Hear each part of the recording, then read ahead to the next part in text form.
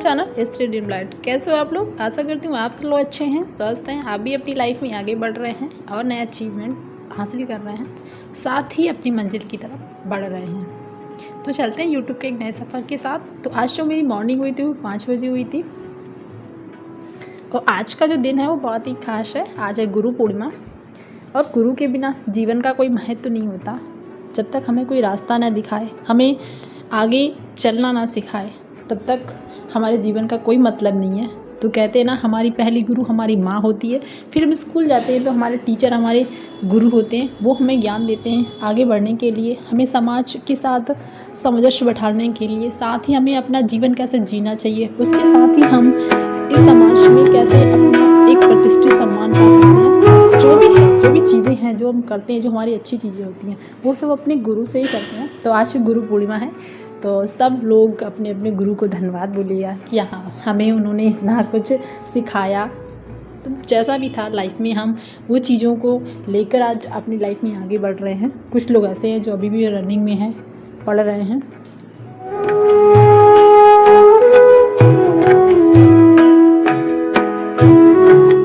तो सुबह की मेरी शुरुआत होती है करंट अफेयर की क्लास से, जैसे मैं डेली करती हूँ। तो सबसे पहले मैं पिछले दिन की करंट अफेयर की क्लास का रिवीजन करती हूँ, उसके बाद फिर मैं अपनी क्लास करती हूँ। क्लास करने के बाद फिर मैं जितना पढ़ती हूँ 1-2 घंटे में उसका रिवीजन ज़रूर करती हूँ। ऐसा आप लोग ज़रूर करिए, इससे चीज़ें बहुत अच्छे से याद होती हैं। अगर आपने क्लास कर ली, फिर बंद कर दी कॉपी, फिर दूसरे दिन खोलेंगे तो थोड़ा सा नया लगेगा, लेकिन अगर पढ़ने के तुरंत बाद आपका रिवीजन कर ले तो बहुत अच्छा रहता है। और यहाँ मैंने सारे अपने आर्टिकल लिख लिए हैं।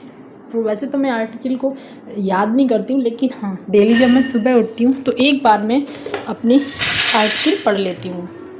इससे क्या होता है, अगर मैं डेली इनको पढ़ती जाती हूँ ना, तो फिर मुझे वो रिवीजन में आ रहे हैं और मेरे तैयार होते जा रहे हैं। तो मैंने सोचा ये ट्रिक आपके साथ भी शेयर कर दूँ, आप लोग भी ऐसे करेंगे तो बहुत अच्छा रहेगा। तो यहाँ मैंने आज कुमार गौरव सर की जो क्लास थी वो 2.5 घंटे की क्लास थी, क्योंकि उन्होंने 18, 19 और 20 की करंट अफेयर की क्लास जो है एक साथ ली थी।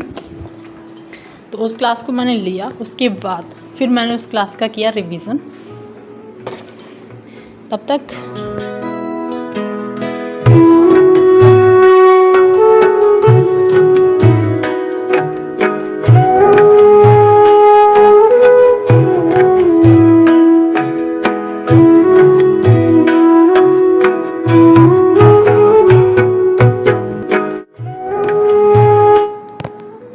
आज जो मेरा पढ़ने का टारगेट था वो 4 घंटे था। मैंने सोचा आज संडे, मेरे बेटे को स्कूल नहीं भेजना है और मैं मॉर्निंग में 5:30 बजे पढ़ने बैठ गई हूँ, तो मैंने सोचा 9 बजे तक पढ़ूंगी। लेकिन फिर मेरे हस्बैंड ने अचानक प्लान बना दिया कि चलो आज से चलते हैं विंध्याचल घूमने, गुरु पूर्णिमा है। तो इसलिए फिर मैंने 7:30 तक ही अपनी पढ़ाई की। उसके बाद मैं फिर उठ गई और मैंने फिर फटाफट अपने सारे दिन के काम ख़त्म किए। जैसा कि पता है, सबसे पहले मैं भगवान से मिलती हूँ, उसके बाद फिर मैंने ब्रश किया। आज मुझे इतनी ज़्यादा नींद नहीं लग रही थी, फ्रेश फील हुआ था जब मैं सुबह उठी थी 5 बजे। तो मैंने भी अपनी स्टडी ही कंटिन्यू कर दी। मैंने कहा कि जब मुझे आलस लगता है या मुझे जिस दिन उठने का मन नहीं करता या नींद कम पूरी नहीं होती, उस दिन सबसे पहले मैं उठ के फ्रेश होकर ब्रश करके योगा कर लेती हूँ।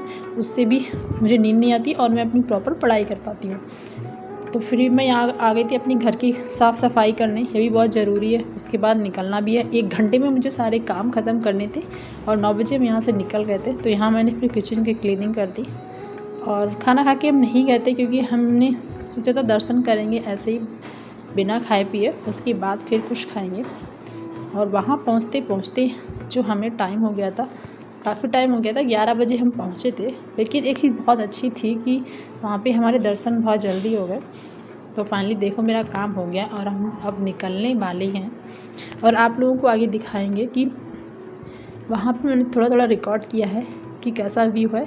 जिसको पहाड़ बहुत पसंद है, जिसको पहाड़ों की वादियाँ पसंद है और बहुत सुकून चाहिए, तो आप जा सकते हो। विंध्याचल के बाद अष्टभुज मंदिर है जो 10 किलोमीटर थोड़ा आगे है, लेकिन वहाँ का व्यू बहुत अच्छा है। अगर आप सुकून से बैठना चाहते हो, सिर्फ किसी की आवाज़ वहाँ सुनाई नहीं देती, इतने सारे पेड़ पौधे, मतलब एक नेचर वाली फीलिंग भी आएगी। मतलब बहुत अच्छा लगा मुझे वहाँ जाके। मैं तो पहली बार गई हूँ, मुझे यहाँ रहते रहते 2-2.5 साल हो गए। अपने हस्बैंड के साथ कभी कहीं हम घूमने नहीं गए, पहली बार उन्होंने प्लान बनाया। तो फिर मैंने कहा चलो कोई बात नहीं, फैमिली है, उसके लिए भी हमें समय देना ज़रूरी होता है। तो मैंने सोचा चलो संडे, मैंने 2-2.5 घंटे की स्टडी कर भी लिए और चलती हूँ। शाम को अगर मन रहेगा तो अपना प्रॉपर जो है एक सब्जेक्ट और कंप्लीट कर लूँगी। और बच्चों का तो होता ही है कि रास्ते में जाएंगे तो उन्हें भूख लगती ही है। और संडे था और कल है मंडे, सावन का पहला सोमवार स्टार्ट हो रहा है, तो बहुत सारे लोग कांवर लेके भी जा रहे थे। तो मैंने देखा, मतलब मुझे लगा आस्था कितनी बड़ी चीज़ है, आज भी लोग ये सब कर रहे हैं। और सड़क इतनी ख़राब थी, कहीं कहीं इतने कंकड़ पत्थर थे और सब लोग पैदल चल रहे थे बिना चप्पल के।